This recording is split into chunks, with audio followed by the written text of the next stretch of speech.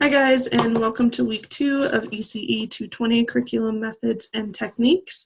So this week we're really going to dive into the importance of developmentally appropriate practice in terms of planning curriculum, but also just in terms of your teaching and classroom practices. We're also going to be talking about how developmentally appropriate practice is really influenced by play and the importance of play in early childhood classrooms. I always like to point out that when we're talking about play, we are not talking about like mass chaos or a free-for-all. So when we are planning play experiences for young children, there is some intention around it. There is some portion of it that is teacher-guided. Most of it should be child-guided, but it really is not just we let children have free range or free roam of a classroom. And so I think that that's where sometimes the confusion comes in and why is play important for early childhood. So hopefully you'll be reading some articles, watching some videos all around the topic of play as we move through the course of this semester.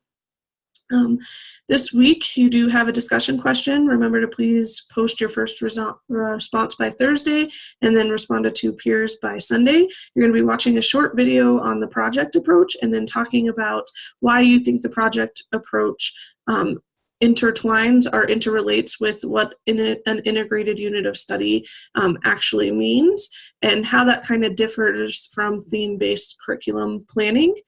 I have provided you with a screencast this week that kind of delves into developmentally appropriate practice and play.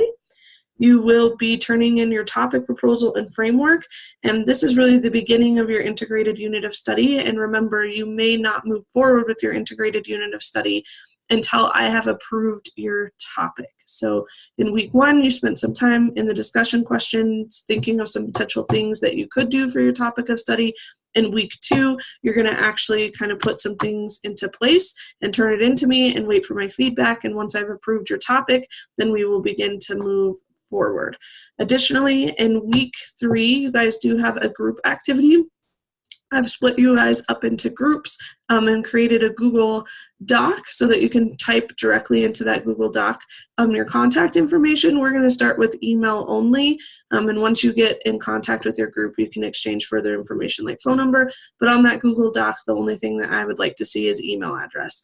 If for some reason you're uncomfortable with sharing that information, although you should just be sharing your front range email address, please reach out to me and let me know, and I will put you in contact with your group members. And then also, if a group member is not being responsive, then please also reach out to me as well.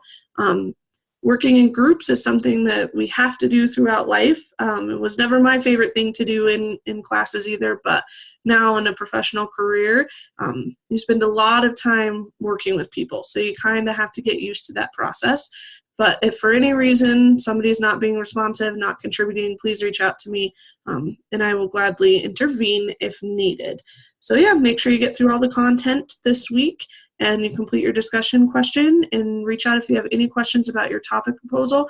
But remember, when you're picking a topic for this integrated unit of study, make sure that the topic is relevant, meaningful, follows the ideas and interests of the children in your care, and has enough that you can do enough activities to do a brainstorm and 7 learning experience plans while covering all of the content areas that are on the integrated unit of study.